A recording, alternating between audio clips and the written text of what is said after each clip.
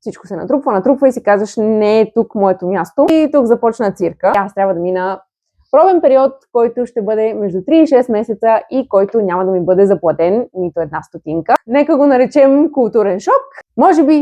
Може би за това нямам приятели. Здравейте и добре дошли обратно в моя канал. И добре дошла и на мен самата обратно в моя канал. Знам, че последните месеци отново се изгубих някъде и не съм снимала видео в YouTube от много време. И точно за това съм тук сега, за да ви дам малко апдейт на това какво се случва в нашия живот, къде изчезнахме, защо ме няма в социалните мрежи толкова много. По принцип в момента качвам повече в TikTok, защото там ми е по-лесно, просто снимам видеото, обработвам го набързо и го пускам и всичко се приключва. Но клипчетата в YouTube определено изискват повече време, повече усилие, да измисля нещо, което да е интересно. Така че в YouTube в момента ми е много трудно да снимам и другото, което е, че не ми беше сред приоритетите, за съжаление, просто защото се случиха много неща последните месеци.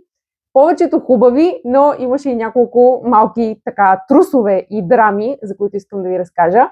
Първата и естествено най-важна новина, която доведе до моето отсъствие от YouTube, беше, че взехме решението да се преместим да живеем в България. Нещо, което ако питате Виви, когато беше на 15, 16, 20 години, ще да ви кажа абсурд.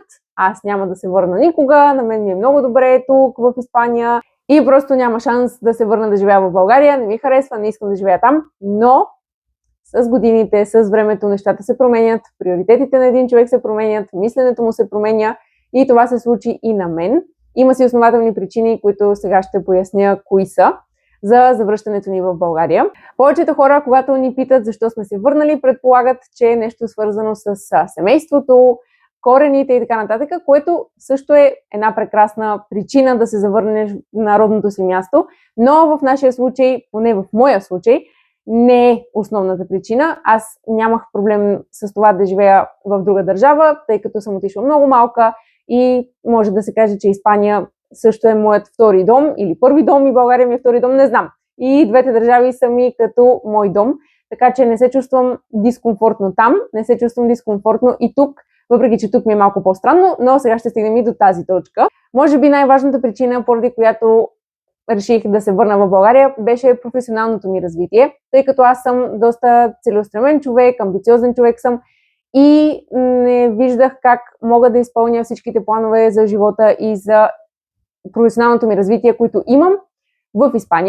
Испания е една много хубава държава с слънчеви хора, прекрасно време, прекрасна храна и така нататък, но от към гледна точка на развиване на бизнес, на клиника, данъци и така нататък, нещата са много сурови там. Много е трудно. Данъците са изключително високи, не се помага по абсолютно никакъв начин на бизнеса, даже напротив, на бизнеса обикновено му пречат вместо да му помагат и това беше, може би, причината с най-голяма тежест в моя списък от причини, поради които решихме да се върнем тук.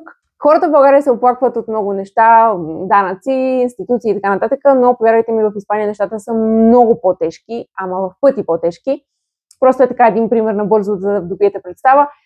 За един бизнес данък печалба варира между 19 и 47% от печалбата на бизнеса, което за мен е абсурдно, смешно, скандално, не знам, наричате го както искате. Да, колкото по-високи са ти печалбите, толкова повече данък плащаш като процент, което има логика, за да се разпредели богатството към всички хора в една държава, което е хубаво като замисъл, но от към гледна точка на човека, който влага усилия, пари, рискува, бори се и влага толкова много труд и часове в едно нещо, според мен не е честно държавата да му вземе половината печалба. За мен това просто е абсурдно. Другото, което е там, е много трудно да стартираш нещо, защото на държавата не е пука, особено че ти започваш някакъв бизнес, започват да си те цедят още от самото начало. Да, вноските са по-ниски в началото, може би за една година, но после нещата стават много сурови и много тежки.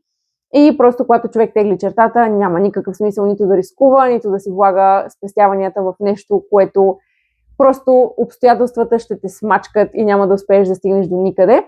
Също така е доста по-трудно да се позиционираш на пазар, който вече е много пренаситен от всякакви професионалисти, с всякакво обучение, откъдето се сетите. Аз действах сама нямам родители, които да имат много пари, които да могат да ми плащат курсове, обучение и така нататък. И аз трябваше да действам с абсолютно всичко сама, да се обучавам с спестявания, които мога да вложа в обучение, част от спестяванията да вложа в клиника, за материали и така нататък. И просто да се биеш сам срещу ветровете е нещо много, много, много трудно.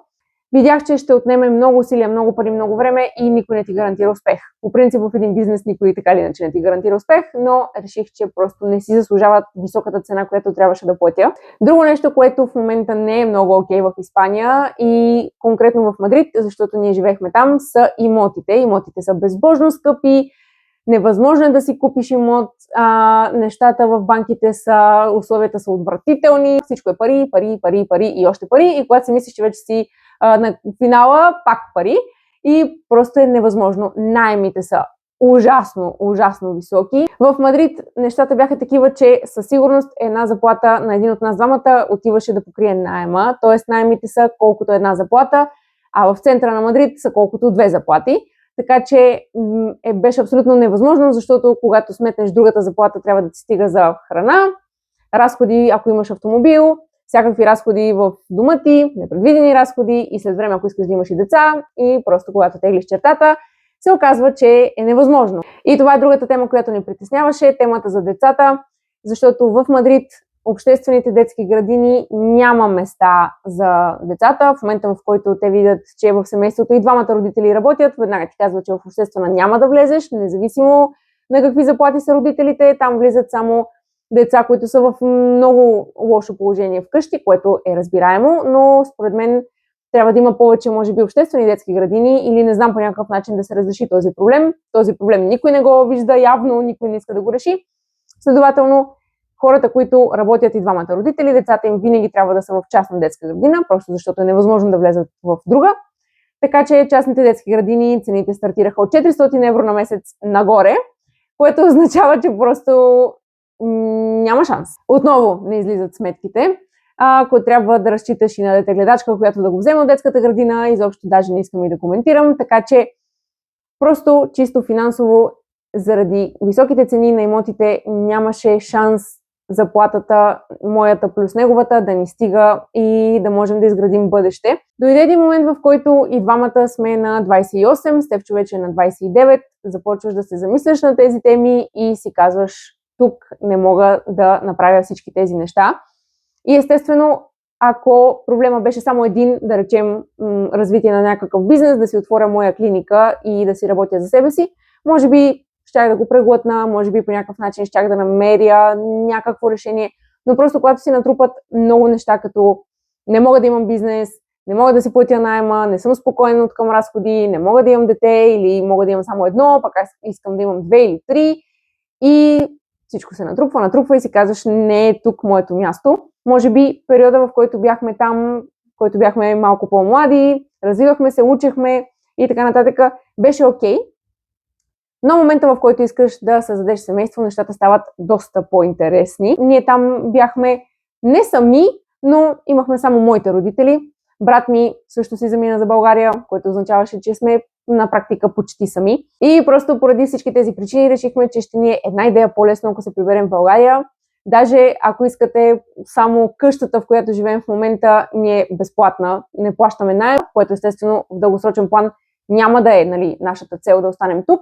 Но поне имаме къде да живеем без да плащаме наем, равен на заплатата на един от нас. Плюс това тук в бъдеще, дай Боже, когато имаме дечица, ще имаме и помощ от семейството на Стефчо. Като цяло детските градини тук нещата стоят много по-различно и всичко е много по-лесно. Поне това, което ние сме видяли, всеки си има негови впечатления, негов начин на мислене, негови най-вероятно приоритети, така че някой друг, който може би живее в Испания или е живял и се е върнал и така нататък, може да разкаже нещо различно, но това, което ние видяхме и ние преценихме, е това, което в момента ви обяснявам. Така че да, причините за нашето прибиране са доста, както виждате, не е само една. Когато взехме това решение, идеята беше Стефчо да се прибере преди мен, за да може да подготви почвата, както се казва, да се установи тук, да си намери работа, да види как стоят нещата, дали е окей, дали ще можем да се оправяме. И с тази информация, която той има от първо лице, да ми каже да, тук всичко е окей, идвай, или не, няма да можем да се справим, връщам се. Така че единия беше тук, другия беше там и чакахме да видим на къде да се насочи единия или другия. Естествено, започнах да планирам моето прибиране месеци преди да се прибера. Аз не исках да се прибирам без работа. Идеята ми беше да си намеря работа и ако може в най-перфектния случай да се прибера за Коледа и направо да си остана в България вече с работа, която да съм си осигурила преди прибирането ми. И тук започна цирка. Мисля, че прибирането на Стефчо мина доста гладко, но моето прибиране мина културен шок. Нека го наречем културен шок. Започнах да си търся работа онлайн, започнах да си пускам CV-то, където ми излизаха оферти за физиотерапевт. Намерих една клиника, която проведохме интервю по телефона. Дадоха ми се едни условия, които се предполагаше, че ще имам, когато започна работа при тях. Аз казах окей, те казаха, че трябва да се видим на живо задължително, защото не могат да ме наемат просто и така по телефона. И се съгласих, просто купих си билет, дойдох си за буквално един ден, кацнахме вечерта и аз си тръгнах на другия ден след обяд, буквално само за да се видя с тях сутринта и това беше. Условията, които ми се казаха, ми се повториха отново. Видях, че търся човек, който да е активен спортист, защото те се занимават с спортисти на много високо ниво, което беше супер. За мен беше страхотна среда за работа. Беше окей, изглеждаше, че аз съм профил човек, който търсят. И в момента, в който се прибрах в България, отидох за да видя кога ще подписваме договор, кога започвам работа. И ми се каза, че аз трябва да мина пробен период, който ще бъде между 3 и 6 месеца и който няма да ми бъде заплатен нито една стотинка. И аз реших, че няма да позволявам да се подиграват с мен по този начин и просто казах, че благодаря много за възможността, несъществуваща, която ми се дава, но предпочитам да си намеря друго място, на което да започна работа, което да започна истинска работа, на която да ми се плаща заплата за извършената работа. Нали? Тогава получих коментари от сорта, че явно идвам с много високо самочувствие от чужбина. Аз обясних, че в чужбина по закон, когато започнеш работа някъде, ти се плаща заплата и че не съм била информирана, че в България не е точно така. Както и да е, това е ирония. Явно им беше странно, че искам възнаграждение за моя труд и реших, че просто нашите отношения приключват още в този момент, защото аз нямам намерение да се доказвам по някакъв начин пред хора, които още от началото искат да ме прецакат. За щастие имах втора опция, когато отидох на интервюто на живо с тези хора. Точно няколко дни преди това получих друго обаждане от друго място и реших да съчетая двете интервюта. Така че в деня, в който се запознах с тях, се запознах и с другите хора, които са от другото място. И когато реших, че с тези първите няма да работя, просто звъннах на вторите хора и им казах какво се е случило горе-долу и те ми казаха, окей, идвай тук при нас. Така че започнах на това място в София и в момента се опитвам да се адаптирам на ситуацията, на държавата, на новото място и новото ежедневие.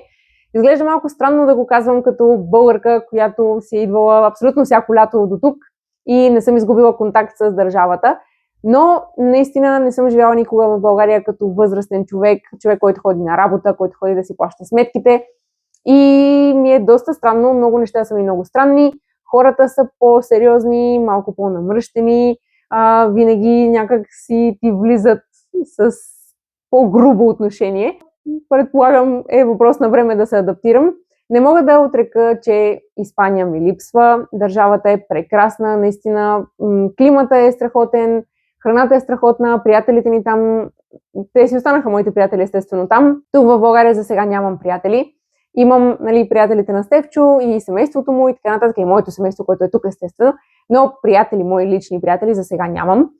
Предполагам, че е въпрос на време, ще си намеря приятели.